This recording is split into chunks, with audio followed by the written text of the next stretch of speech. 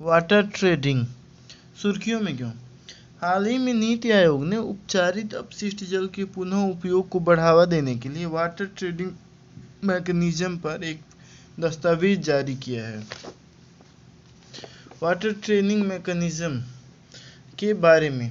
Water trading यह जल को सार्वजनिक वस्तु मानने के बजाय इसे एक कमोडिटी यानी खरीद बिक्री योग्य वस्तु के रूप में मान्यता प्रदान करता है। इसके तहत उपयोगकर्ताओं के मध्य उनकी आवश्यकताओं के अनुसार जल का व्यापार किया जा सकता है। मैकेनिज्म इसके तहत कोई जल कंपनी अपने स्वयं के जल स्रोत निर्मित करने के बजाय किसी तीसरे पक्ष से जल को खरीदती है और उपयोगकर्ताओं को बेचती है। वाटर ट्रेडिंग को बढ़ावा देने वाले आवश्यक घटक। जल का स्वामित्व इसको लेकर स्पष्टता होनी चाहिए। जल अधिकार इसको हस्तांतरित किया जा सकता है।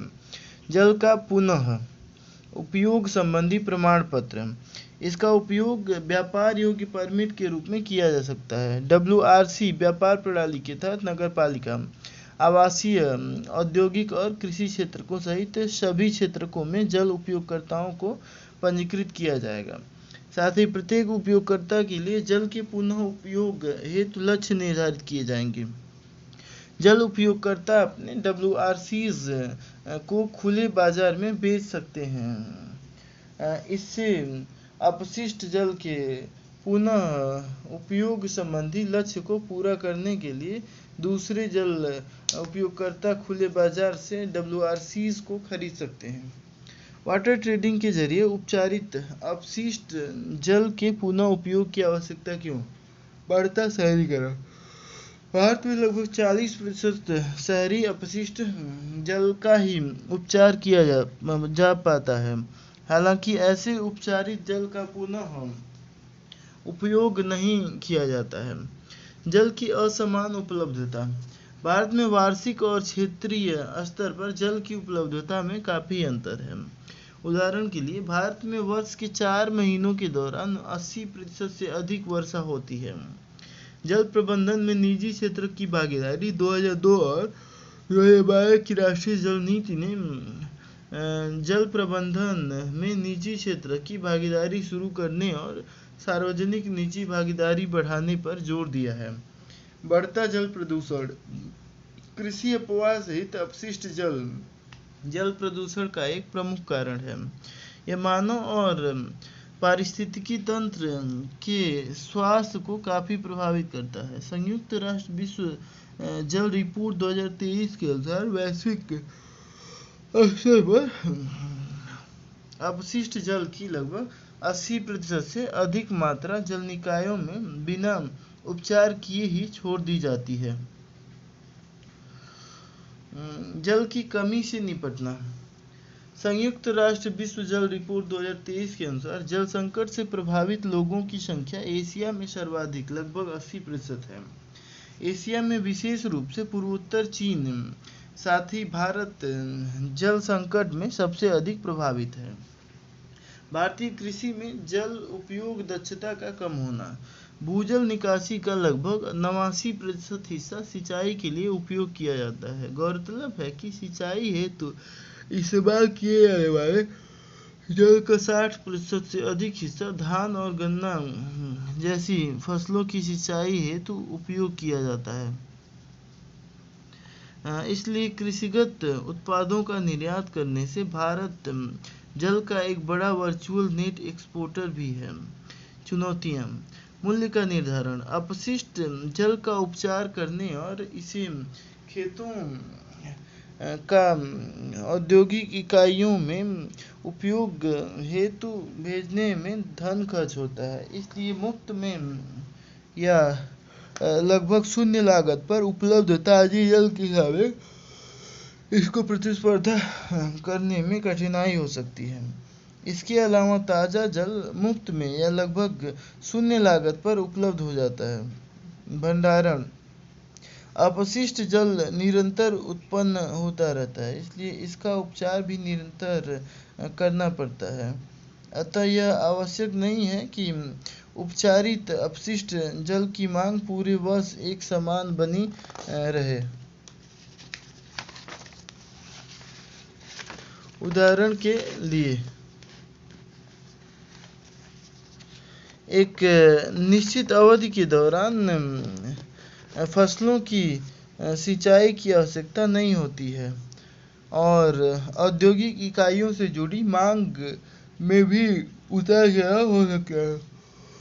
ऐसी स्थिति में या तो उपचारित अपशिष्ट जल को भंडारित करना होगा या उसे अन्य जलीय निकायों में छोड़ना पड़ेगा। मांग का पता लगाना या सृजन। उपचारित अपशिष्ट जल को व्यापार योग्य वस्तु बनाने के लिए मांग को बनाए रखना आवश्यक होगा। सुनिश्चित आपूर्ति, संयंत्र का रखरखाव, सीवेज नेटवर्क में व्यवधान, इनलेट सीवेज या उपचारित सीवेज में गुणवत्ता की समस्या, वितरण नेटवर्क में व्यवधान आदि से आपूर्ति बाधित हो सकती है। मूलभूत मानव अधिकार के रूप में जल। भारत में जल को न तो एक वस्तु माना जाता है और न ही इसे कोई महत्वपूर्ण आर्थिक महत्व दिया जाता है। ऐसी इसलिए है क्योंकि जल की उपलब्धता को मानव के लिए मूलभूत अधिकार के रूप में माना जाता है। आगे की राह। जल के आवंटन और उपचारित अपशिष्ट जल का मूल्य निर्धारित करने के लिए वैधानिक शक्तियों वाले स्वतंत्र विनियामकीय प्राधिकरण का गठन किया जाना चाहिए। वर्तमान में भारत में 12 राज्यों में IRAs के गठन के लिए कानून बनाए हैं। हालांकि ज़्यादातर IRAs को सिंचाई क्षेत्र से जुड़े जल शुल्क के विनियमन की ही शक्ति दी गई है। एक ट्रेडिंग प्लेटफॉर्म को विकसित और इसमें सभी हितधारकों को शामिल किया जाना चाहिए। पुनः उपयोग संबंधी लक्ष्य को निर्धारित किया जाना चाहिए। इसके अलावा WRC के क्रेडिट और मूल्य के साथ साथ उपचारित अपशिष्ट जल की गुणवत्ता के मानदंडों को अंतिम रूप दिया जाना चाहिए। औद्योगिक समूहों, नगरपालिका, आवासीय इकाइयों, कृषि भूमि और पर्यावरणीय आवश्यकताओं की पहचान की जानी चाहिए ताकि उपचारित अपशिष्ट जल का पुनः उपयोग किया जा सके। पुनः उपयोग के लिए साइट विशिष्ट योजनाओं को तैयार करना। प्रारंभिक योजना बनाने के लिए GIS उपकरण का उपयोग किया जा सकता है। इसके अलावा उपचारित अपशिष्ट जल की उपयोग क्षमता सामाजिक अस्वीकृति को दूर करने के लिए गैर सरकारी संगठनों के माध्यम से सामाजिक गतिशीलता को बढ़ाने पर ध्यान केंद्रित किया जा सकता है। निगरानी तंत्र। IRA की देखरेख में नियमित निगरानी तंत्र और सामाजिक प्रभाव मूल्यांकन की स्थापना की जानी चाहिए। जल तटस्थता की दिशा में काम करना। जल तटस्थता की अवधारणा इस तथ्य की वकालत करती है कि नए विकास के बाद जल की कुल मांग उतनी ही होनी चाहिए जितनी पहले थी। जल के पुनः उपयोग को बढ़ावा देने से जल तटस्थता प्राप्त करने में सहायता मिल सकती है। वाटर ट्रेडिंग से संबंधित अन्य देशों में व्यवस्था। ऑस्ट्रेलिया मरे डार्लिंग बेसिन में लागू वाटर ट्रेडिंग सिस्टम जल का कुशल तरीके से उपयोग करने के सर्वोत्तम तरीकों में से एक साबित हुआ है।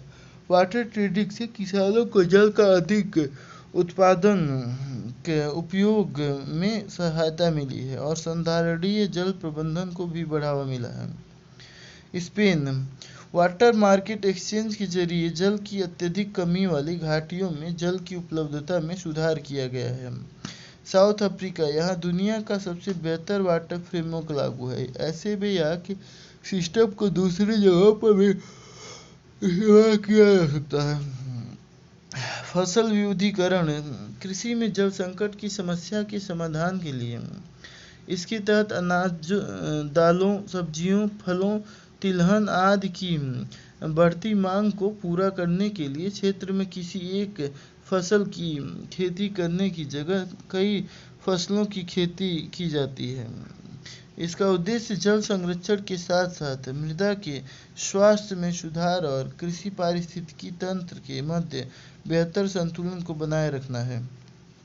इस संदर्भ में किए गए अन्य उपाय: फसल विविधीकरण कार्यक्रम राष्ट्रीय कृषि विकास योजना की एक उप योजना है। इस उप योजना को हरित क्रांति वाले मुख्य राज्यों जैसे हरियाणा, पंजाब और पश्चिमी उत्तर प्रदेश में लागू किया जा रहा है। इसका उद्देश्य इन राज्यों में धान की खेती के बजाय अन्य प्रासंगिक फसलों की खेती को बढ़ावा देना है।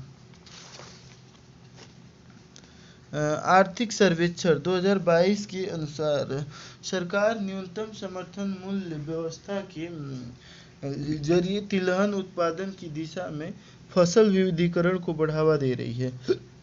अलग अलग राज्यों में भी कई योजनाएं शुरू की गई हैं। इसके तहत किसानों को अपने खेतों को बिना खेती के छोड़ने या धान की जगह अन्य फसलों की खेती करने हेतु आर्थिक मदद प्रदान की जाती है। धान की सीधी बुआई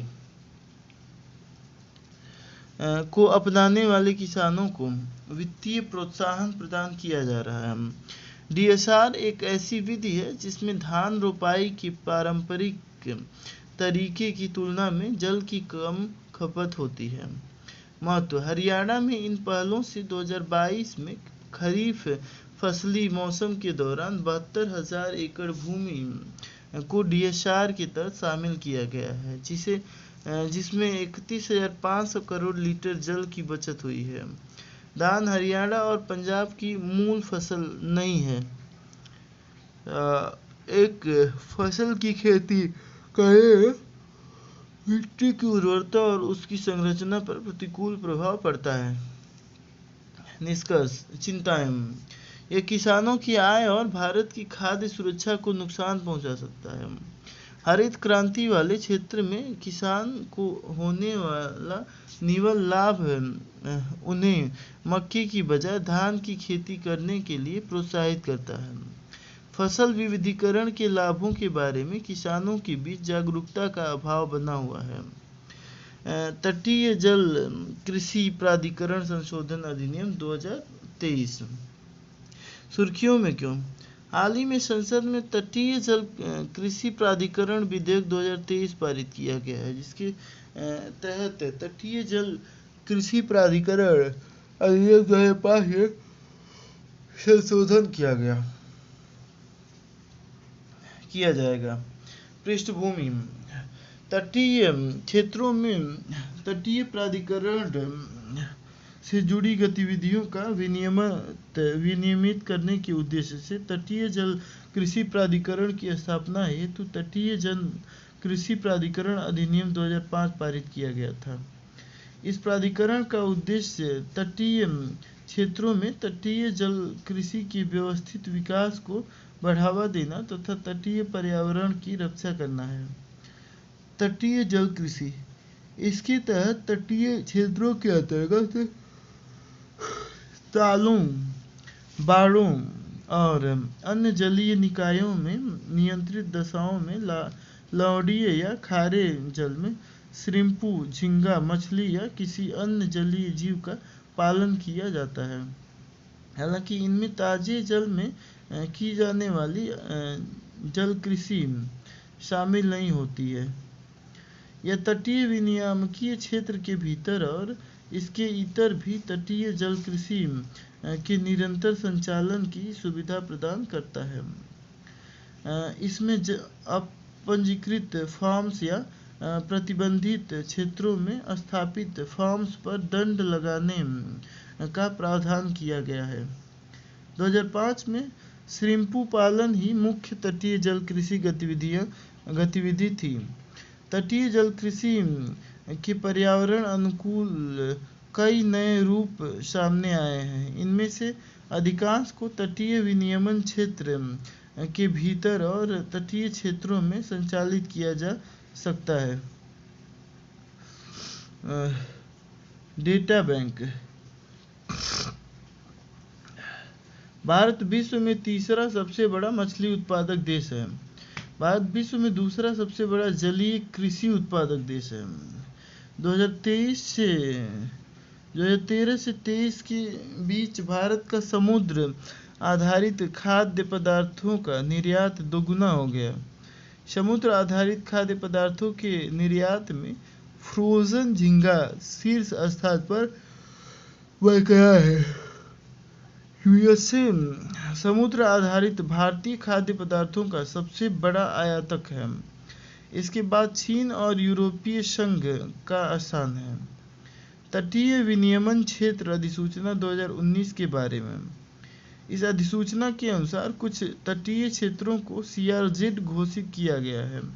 या सीआरजेड के भीतर उद्योगों की स्थापना और उद्योगों का विस्तार नहीं किया जा सकता है।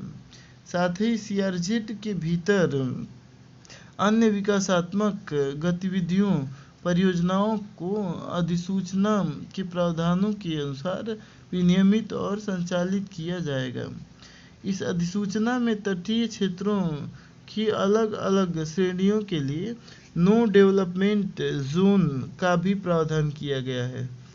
इसका उद्देश्य भारत के तटीय क्षेत्र में अतिक्रमण, अपरदन और अनुचित कब्जे को रोकना है। सीआरजेड अधिसूचना केंद्र सरकार द्वारा पर्यावरण संरक्षण अधिनियम 1986 के तहत जारी की गई है। 2005 के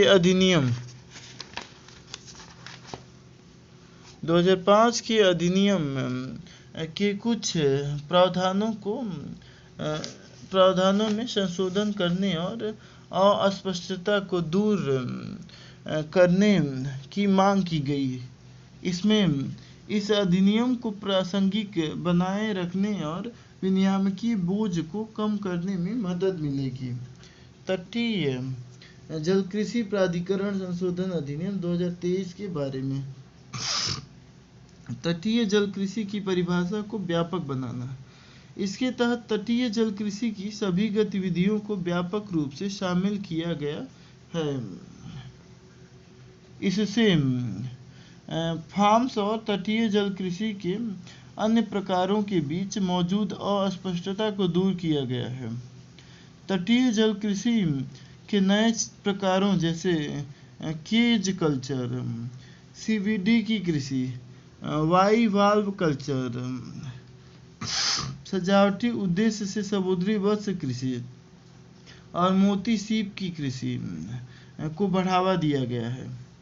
तटीय जल कृषि प्राधिकरण अधिनियम के प्रावधानों के तहत किया गया पंजीकरण मान्य होगा और इसे सीआरजेड अधिसूचना के तहत वैध भी माना जाएगा।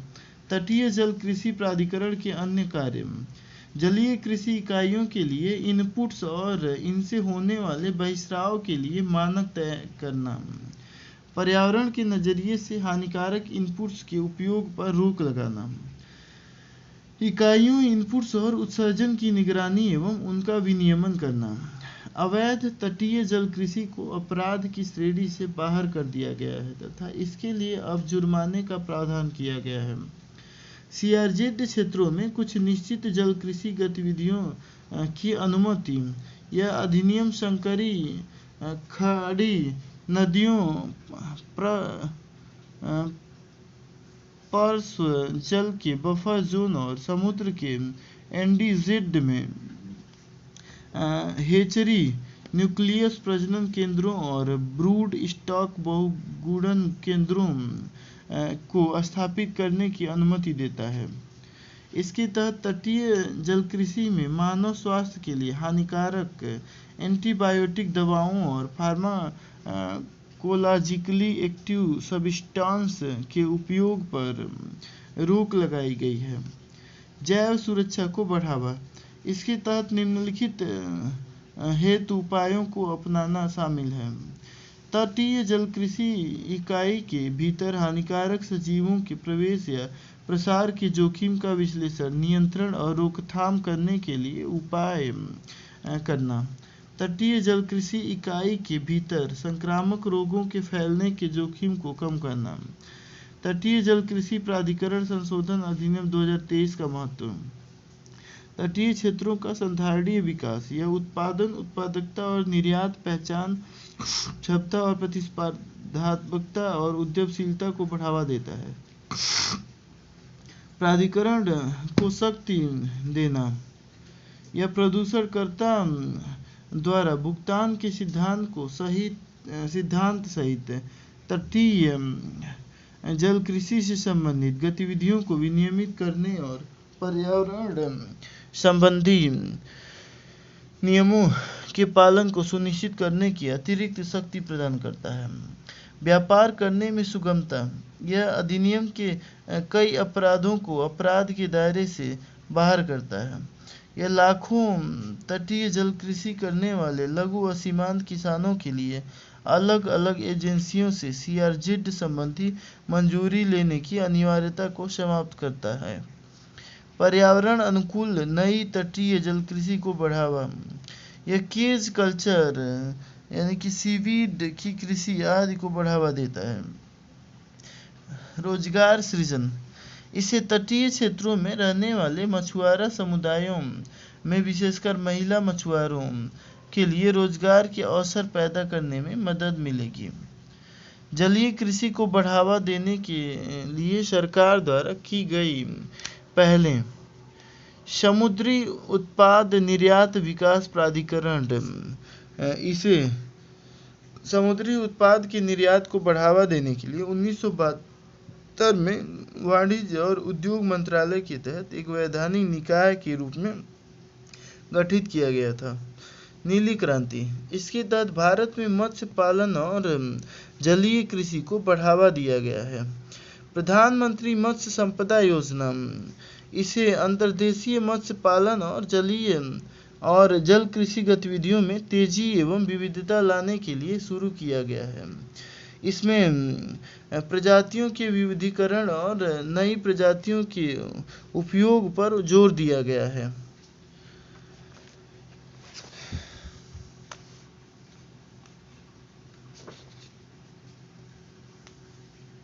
समर्पित सुविधाओं का विकास करना, इसमें समुद्री जल तथा सीधी पहुंच वाले क्षेत्रों में समर्पित सुविधाओं के विकास पर जोर दिया गया है। इन सुविधाओं में तटीय जल कृषि में उपयोग के लिए आनुवंशिक रूप से बेहतर और रोगमुक्त ब्रूड स्टॉक तथा सीड्स का उत्पादन किया जाएगा। निर्यात में सुधार, इसमें एंटीबायोटिक दवाओं के उपयोग पर रोक लगाई गई है। इसमें WTO के तहत गैर टैरिफ बाधाओं के प्रभाव को कम करने में मदद मिलेगी तथा निर्यात में भी सुधार होगा। अधिनियम से संबंधित मुद्दे, तटीय जल कृषि प्राधिकरण द्वारा अप्रभावी कार्य। CAG की एक रिपोर्ट के अनुसार तटीय जल कृषि प्राधिकरण पहले ही अपने कार्यों को करने के लिए कुशल जनशक्ति और बुनियादी सुविधाओं की कमी का सामना कर रहा है। गहन तटीय जल कृषि को बढ़ावा देना, इससे पर्यावरण पर प्रतिकूल प्रभाव पड़ सकता है, जैसे भूमि, कुओं का लवणीकरण और बाढ़ के दौरान जल निकासी में बाधा भी उत्पन्न हो सकती है। निष्कर्ष, तटीय जल कृषि प्राधिकरण संशोधन अधिनियम 2023 देश में तटीय जल कृषि को बेहतर और आधुनिक बनाने का प्रयास करता है। यह भारत में दुनिया भर में समुद्री उत्पाद का एक प्रमुख निर्यातक बनाने की दिशा में एक उचित कथन साबित हो सकता है। ऐसे में हमें जल कृषि संबंधी गतिविधियों को बढ़ावा देने और ऐसी गतिविधियों से होने वाली पर्यावरणीय क्षति को कम करने के बीच संतुलन बनाने की भी आवश्यकता पड़ सकती है। कृषि वानिकी सुर्खियों में क्यों? हाल ही में केंद्र ने कृषि वानिकी को बढ़ावा देने के लिए एक फैक्ट शीट जारी की है। इस फैक्ट शीट को भारतीय वानिकी अनुसंधान एवं शिक्षा परिषद द्वारा तैयार किया गया है। अन्य संबंधित तथ्य: इस फैक्ट शीट में बांस सहित 36 अलग अलग प्रजातियों की कृषि से संबंधित महत्वपूर्ण जानकारियों को शामिल किया गया है, जिन्हें कृषि वानिकी प्रणालियों और घरेलू बागीचों में उगाया जा सकता है। इन 36 प्रजातियों में ल्यूकेना, ल्यूकोसेफला या सुबाबुल और यूकेलिप्टस की अलग अलग प्रजातियां शामिल हैं। IUCN डेटाबेस के अनुसार सुबाबुल एक आक्रामक प्रजाति है। इसे 20 से अधिक देशों में खरपतवार के रूप में सूचीबद्ध किया गया है। यूकेलिप्टस एक अत्यधिक जलग्रहण प्रजाति है। कृषि वानिकी के बारे में: कृषि वानिकी के तहत भूमि के निर्धारित हिस्से पर कृषि और वृक्षारोपण के कार्य को एक साथ किया जाता है। कृषि और वानिकी दोनों में परस्पर क्रिया और परस्पर निर्भरता होती है। यहाँ परस्पर क्रिया का मतलब है कि वे एक दूसरे के बिना पूरी तरह से नहीं चल सकते हैं। कृषि वानिकी की घटक: इनमें फसल, वृक्ष और पशुधन शामिल हैं। भारतीय वानिकी अनुसंधान एवं शिक्षा परिषद, इसका जो मुख्यालय देहरादून में है। भारतीय वानिकी अनुसंधान एवं शिक्षा परिषद यह पर्यावरण, वन और जलवायु परिवर्तन मंत्रालय के तहत एक स्वायत्त परिषद है। उद्देश्य: यह देश के यांत्रिकी अनुसंधान, शिक्षा और विस्तार आवश्यकताओं की देखरेख हेतु एक अकेला अम्ब्रेला संगठन। इसमें देश के अलग अलग जैव भौगोलिक क्षेत्रों में स्थित 9 क्षेत्रीय अनुसंधान संस्थान और 5 केंद्र शामिल हैं।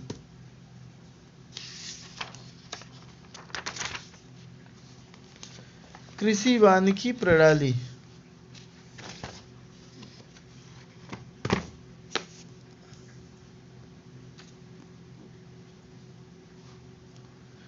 कृषि वानिकी प्रणाली कृषि वानिकी प्रणाली को इनमें शामिल घटकों के आधार पर निम्नलिखित में वर्गीकृत किया गया है।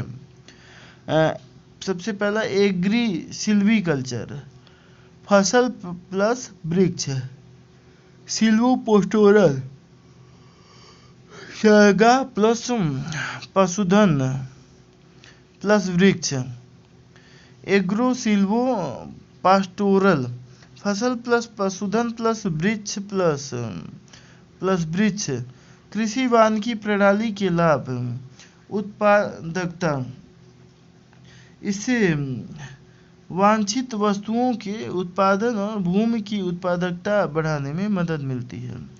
संधारणीयता: यह उत्पादन क्षमता को अस्थायी बनाए रखने में मदद करती है। अनुकूलन: इससे पहले से यह कृषि वानिकी गतिविधियां संपन्न होती हैं। कृषि वानिकी का महत्व: कृषि से लाभ: प्रति इकाई भूमि में वृक्ष, फसल और पशुधन का संयुक्त उत्पादन किसी अन्य एकल घटक के संयुक्त उत्पादन से अधिक होता है। संसाधनों की संधारणीयता: यह निम्नलिखित के जरिए प्राकृतिक संसाधनों के संरक्षण और रक्षा में सहायता करता है। प्रदूषण को कम करके, मृदा प्रदूषण में कमी करके तथा वन्य जीव पर्यावास का निर्माण करके। इनपुट लागत में कमी: निम्नलिखित के उपयोग के जरिए इनपुट लागत में कमी आती है। वृक्ष की पत्तियों के सड़ने से निर्मित खाद, पलवार के रूप में वृक्ष के अवशेषों के उपयोग से तथा वृक्षों से प्राप्त होने वाले जैव कीटनाशकों के उपयोग से। जैव विविधता का संरक्षण: किसी भूखंड पर संयुक्त रूप से वृक्षारोपण, फसल उगाने और पशुधन संबंधी गतिविधियों को संपन्न करने से एक अधिक विविधतापूर्ण पारिस्थितिक तंत्र का निर्माण होता है। इससे कई प्रजातियों को आश्रय भी प्राप्त होता है। खाद्य सुरक्षा, इससे खाद्य उत्पादन की गुणवत्ता और विविधता दोनों में बढ़ोतरी होती है। इसके परिणाम स्वरूप लोगों के स्वास्थ्य एवं पोषण में सुधार होता है। किसानों की आय में वृद्धि, कृषि वानिकी के नए उत्पाद कृषि कार्यों से जुड़े वित्तीय लाभों को बढ़ाते हैं और रोजगार के अवसर पैदा करते हैं। कार्बन प्रच्छादन, कृषि वानिकी के जरिए वायुमंडलीय कार्बन डाइऑक्साइड को कैप्चर करने और उसका दीर्घकालिक भंडारण करने में मदद मिलती है। कृषि वानिकी को बेहतर बनाने की दिशा में आगे की राह, अलग अलग कृषि जलवायविक क्षेत्रों के लिए कृषि वानिकी के नए मॉडल विकसित किए जाने चाहिए। किसानों और अन्य उपयोगकर्ताओं को प्रमाणित रोपण सामग्री उपलब्ध कराई जानी चाहिए। अनुसंधान और विकास, अलग अलग कृषि पारिस्थितिकी क्षेत्रों के लिए उपयुक्त व बृहद कृषि वानिकी मॉडल बनाने हेतु संबंधित हितधारकों के साथ मिलकर अनुसंधान को बढ़ावा दिया जाना चाहिए। बाजार तक किसानों की पहुंच में सुधार करना, उद्योगों और या द्वितीयक प्रसंस्करण इकाइयों को कृषि वानिकी क्षेत्रों के पास स्थापित किया जाना चाहिए। प्रभाव का आकलन करना, कृषि वानिकी को अपनाने से संबंधित पारिस्थितिकी और सामाजिक प्रभावों को लेकर अनुसंधान किया जाना चाहिए। अतिरिक्त सेवाएं, अनुसंधान संस्थानों और उद्योगों की सहायता से किसानों का तकनीकी ज्ञान की पहुंच में सुधार किया जाना चाहिए।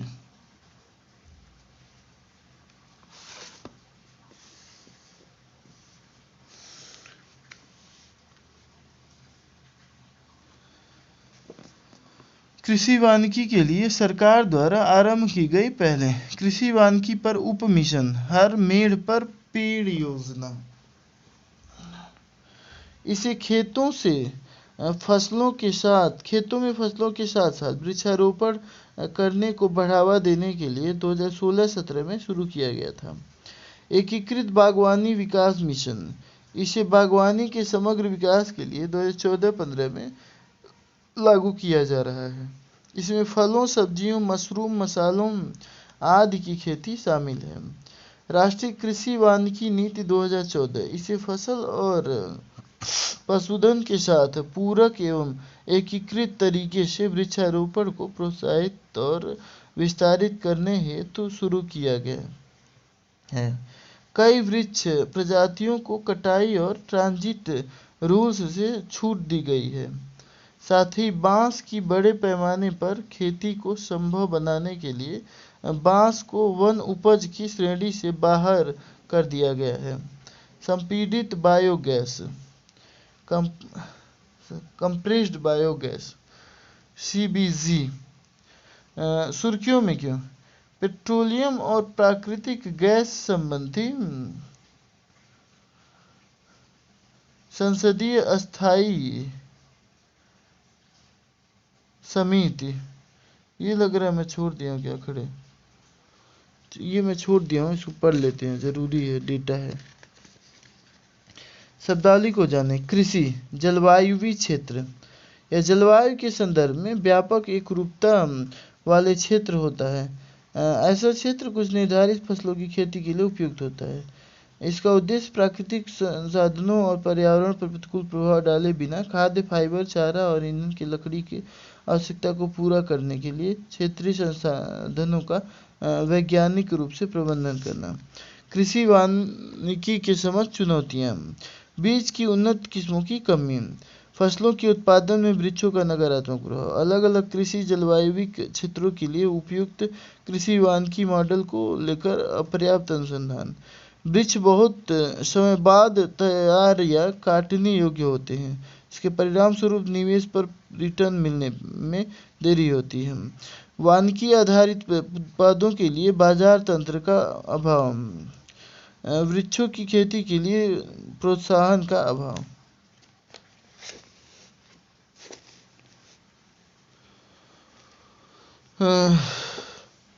संपीड़ित बायोगैस सुर्खियों में क्यों? पेट्रोलियम और प्राकृतिक गैस संबंधी संसदीय समिति, अस्थायी समिति ने पिछले साल सीबीजी के कार्यान्वयन की समीक्षा विषय पर एक रिपोर्ट सौंपी थी। अब इस समिति ने अपनी रिपोर्ट में की गई सिफारिशों पर सरकार द्वारा उठाए गए कदमों पर एक रिपोर्ट प्रस्तुत की है।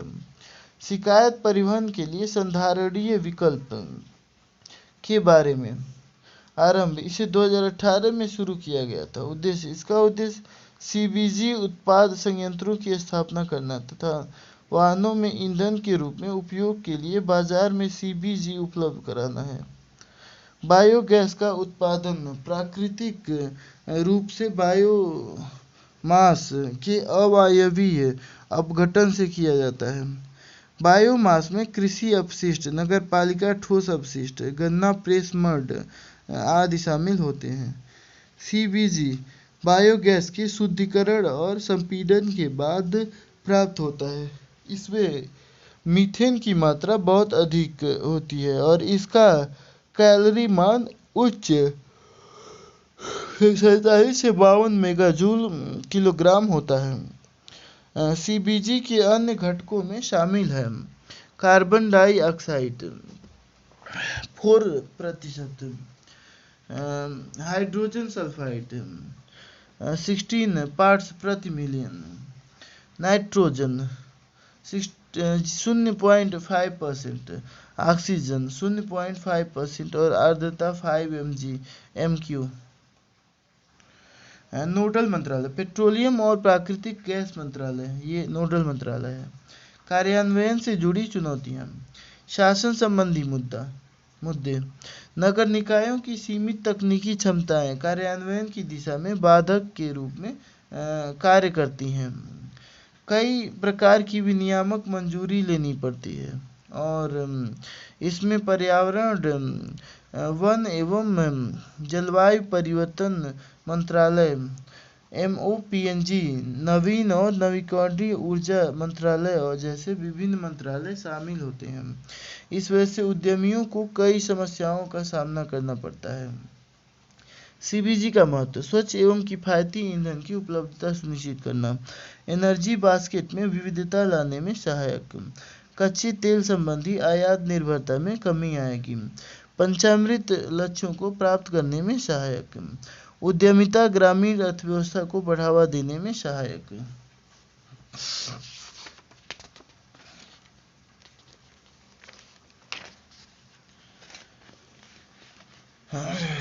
नई और नवीकरणीय ऊर्जा परियोजनाओं को समर्थन देने के लिए प्रदान की जाने वाली केंद्रीय वित्तीय सहायता को अप्रैल 2021 से बंद कर दिया गया है। अपस्ट्रीम ऑयल PSUs को घरेलू प्राकृतिक गैस उत्पादन का कार्य दिए जाने के बावजूद सीबीजी परियोजनाएं स्थापित करने में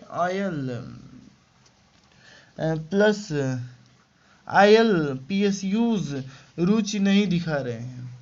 गैर विनियमित बायोमास आपूर्ति श्रृंखला, कृषि फीड स्टॉक एकत्रित करने के लिए 30 से 40 दिनों की सीमित समय सीमा होती है और फीडस्टॉक की कीमतों में हमेशा उतार चढ़ाव बना रहता है। नगरपालिका ठोस अपशिष्ट को उसके संग्रह वाली जगह पर ही अलग करने की प्रणाली अकुशल है। इस वजह से बायोगैस उत्पादन प्रक्रिया में उपयोग के लिए किए जाने वाले फीडस्टॉक के दूषित होने का खतरा बढ़ जाता है। वितरण संबंधी चुनौती, संपीड़ित प्राकृतिक गैस और सीबीजी की अलग अलग कर संरचना की वजह से सिटी गैस वितरण नेटवर्क के साथ सीबीजी को जोड़ने में समस्या आती है। बाजार, किण्वित जैविक खाद्य का कोई खरीदार नहीं होने से कंपनियों की इस क्षेत्र में रुचि कम होती है, क्योंकि सीबीजी कंपनियों का 15 से 20% राजस्व इसी पर निर्भर होता है। उपलब्ध सीएनजी वाहनों की संख्या कम होने के कारण ग्रामीण क्षेत्रों में बायो सीएनजी के उपभोक्ता नहीं के बराबर हैं। सीबीजी परियोजनाएं अपेक्षा के अनुरूप कार्यान्वित नहीं की जा रही हैं।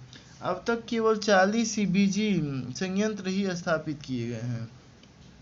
सतत के तहत लक्ष्य 2023 तक 5000 सीबीजी संयंत्र स्थापित करना, प्रतिवर्ष 15 एमएमटी सीबीजी का उत्पादन करना, प्रतिवर्ष 50 एमएमटी जैव खाद्य का उत्पादन करना। यह भारत के ऊर्जा संबंधी भावी भविष्य के हमारे विजन की सभी 4 स्तंभों ऊर्जा की उपलब्धता, ऊर्जा दक्षता, ऊर्जा संधारणीयता और ऊर्जा सुरक्षा को पूरा करता है। सीबीजी को बढ़ावा देने के लिए भारत की अन्य पहलें परिवहन के लिए ईंधन के रूप में बायो सीएनजी के उपयोग पर बल दिया जा रहा है। राष्ट्रीय जैव ईंधन नीति 2018, इसका उद्देश्य सीबीजी और अन्य जैव ईंधन के उत्पादन को बढ़ावा देना है। गोबर्धन योजना, इसके तहत मवेशियों और जैव निम्नीकरण अपशिष्टों के प्रभावी प्रबंधन में गांवों को आर्थिक सहायता प्रदान की जाती है। आरबीआई ने प्राथमिकता प्राप्त क्षेत्र को ऋण योजना के तहत परियोजनाओं को भी शामिल किया है।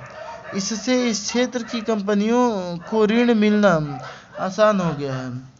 किण्वित जैविक खाद के लिए उर्वरक नियंत्रण आदेश, इसका उद्देश्य कृषि में जैव उर्वरक के उपयोग को बढ़ावा देना और सीबीजी संयंत्रों के ठोस एवं तरल उत्पादों के लिए बाजार का विस्तार करना है। नवीन और नवीकरणीय ऊर्जा मंत्रालय का राष्ट्रीय जैव ऊर्जा कार्यक्रम, इसका उद्देश्य बायोगैस, ठोस अपशिष्ट प्रबंधन और जैव ऊर्जा के अन्य पहलुओं में क्षमता निर्माण और अनुसंधान को बढ़ावा देना है।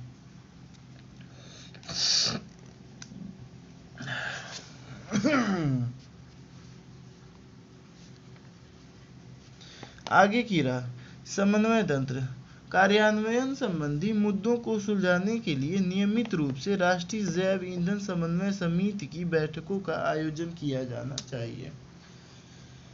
वित्तीय सहायता, सीबीजी संयंत्रों के लिए कैपेक्स आधारित सब्सिडी की जगह उत्पादन आधारित प्रोत्साहन दिया जाना चाहिए।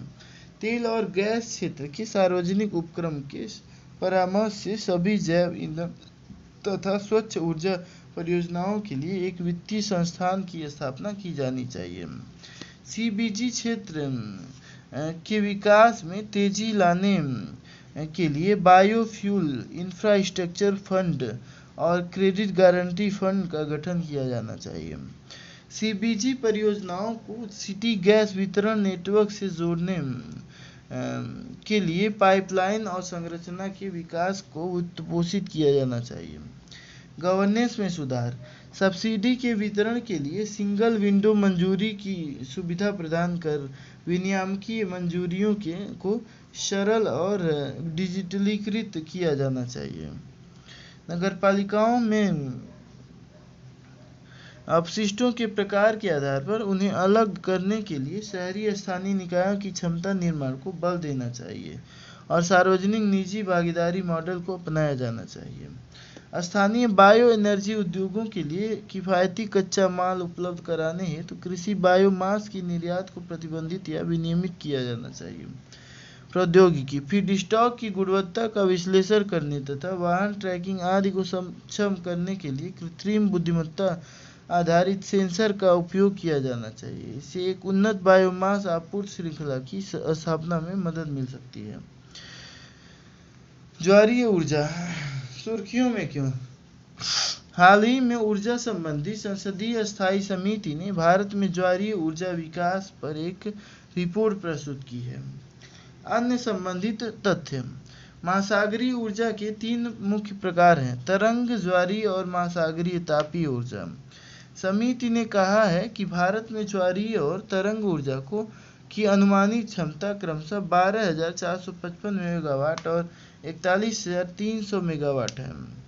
निम्न मध्यम ज्वारीय तरंग ऊर्जा क्षमता वाले संभावित क्षेत्र निम्नलिखित हैं: खंबात की खाड़ी, कच्छ की खाड़ी और गुजरात का दक्षिणी क्षेत्र। खंबात की खाड़ी, कच्छ की खाड़ी और गुजरात का दक्षिणी क्षेत्र। पाक खाड़ी, तमिलनाडु में मन्नार चैनल, पश्चिम बंगाल में हुगली नदी, दक्षिण हल्दिया और सुंदरबन। महासागरीय तापीय ऊर्जा क्षमता का अब तक पूरी तरह से आकलन नहीं किया जा सका है। तकनीकी विनिर्माण के सीमित विस्तार के कारण टरबाइन की पूरी दक्षता शामिल नहीं की जा सकी है। उपकरण लागत भी अधिक बनी हुई है। महासागरीय ऊर्जा के अन्य उत्पाद। तरंग ऊर्जा, यह समुद्र की ऊपरी सतह पर वायु की गतिज ऊर्जा के स्थानांतरण द्वारा उत्पन्न होती है। इसके तहत समुद्र तटों और महासागरों में उपस्थित तरंगों का उपयोग करके ऊर्जा उत्पन्न किया जाता है। महासागरीय धाराएं ऊर्जा, यह महासागरीय जल के परिसंचरण में उत्पन्न होती है। महासागरीय तापीय ऊर्जा रूपांतरण, यह महासागर की ऊपरी और निचली परतों के बीच तापमान के अंतर के परिणामस्वरूप ऊपर होती है। लवण प्रवणता,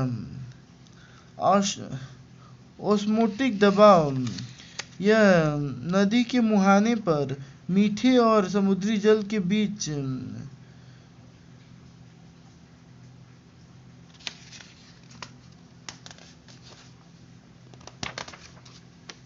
अब हमको आ रही है नींद।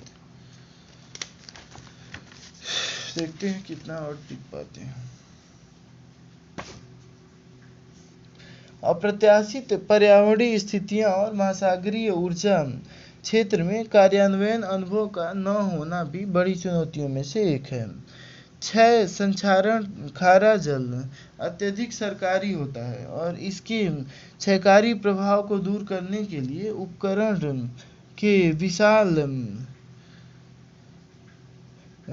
के डिजाइन, निर्माण और स्थापना में अतिरिक्त देखभाल की आवश्यकता होती है। जैव प्रदूषण, समूह में लगाए गए उपकरणों की गतिशील हिस्सों में लघु प्रकार के जीव और पादप फंस जाते हैं। इससे उपकरण काम करना बंद कर सकते हैं और इन्हें हमेशा रखरखाव की जरूरत पड़ सकती है। यह प्रक्रिया अत्यधिक महंगी साबित हो सकती है।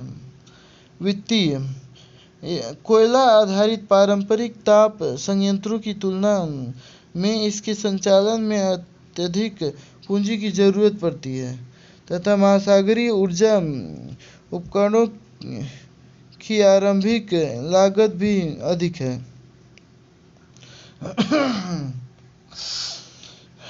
इससे जुड़े जोखिमों को साझा करने और उसे कम करने के लिए किसी व्यवस्था के नहीं होने से परियोजना से लाभ प्राप्ति कम हो जाती है।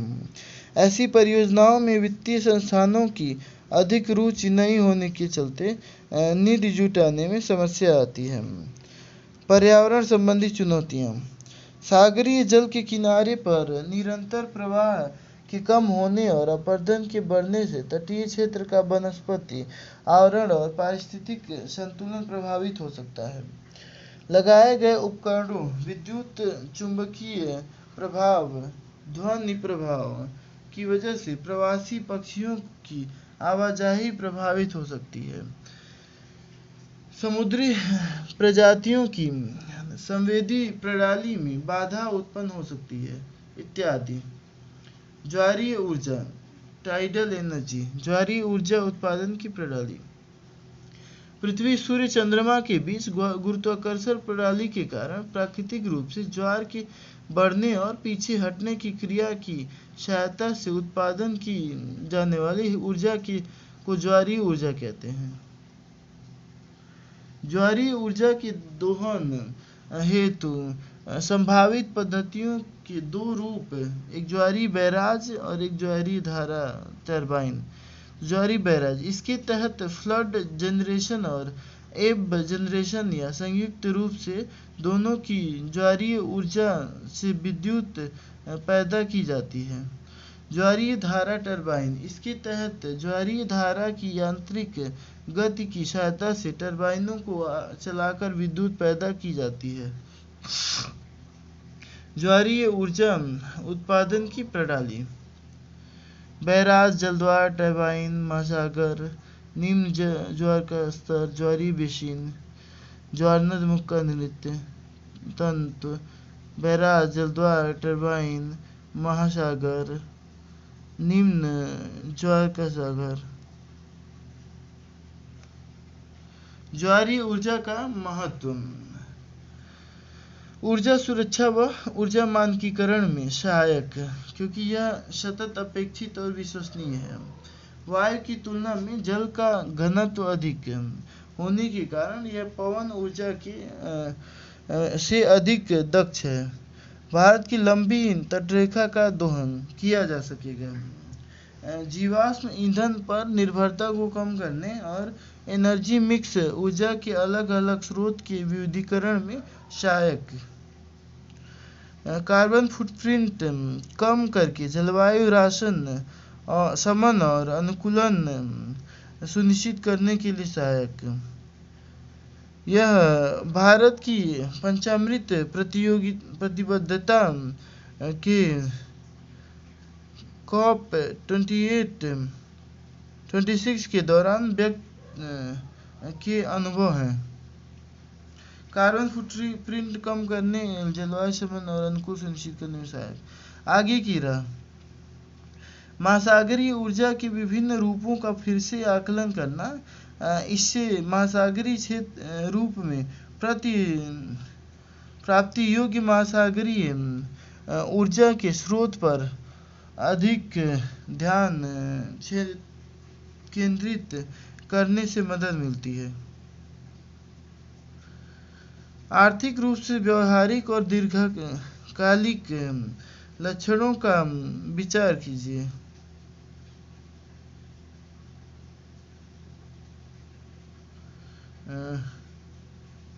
विचार करने के लिए स्थान विशिष्ट जारी किया ज्वारीय ऊर्जा की विकास लागत का भी आकलन करने की जरूरत है।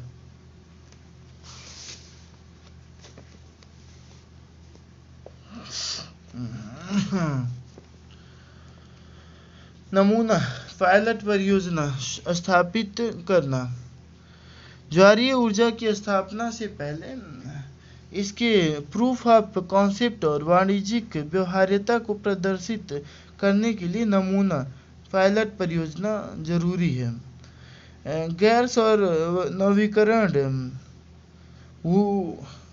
खरीद दायित्व नवीन और नवीकरणीय ऊर्जा मंत्रालय का वाणिज्यिक ज्वारीय परियोजनाओं का विकास सुनिश्चित करने के लिए POPs के तहत सागरीय ऊर्जा की शामिल करने के बाद इस दिशा में प्रणाली में निगरानी करनी चाहिए। 2019 में केंद्र सरकार ने स्पष्ट किया कि सागरीय ऊर्जा के साथ साथ विभिन्न स्रोतों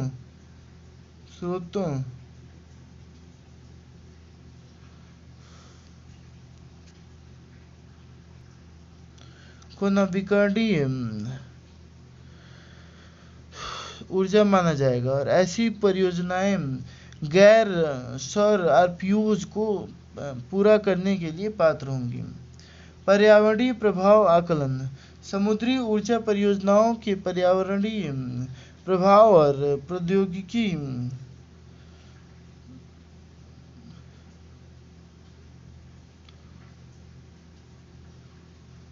पारिस्थितिकी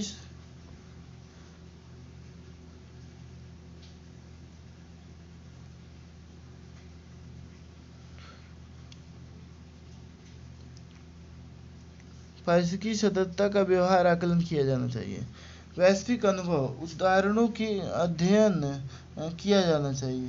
विशेष रूप से फ्रांस और साउथ कोरिया की दो विशेषताएं जो दुनिया में लगभग ज्वारीय ऊर्जा के लगभग 90% हिस्से के समान उत्तरदायी है। वित्त पोषण विकल्पों को जोखिम रहित बनाना, नवीकरणीय क्षेत्र को ऋण देने के लिए सॉफ्ट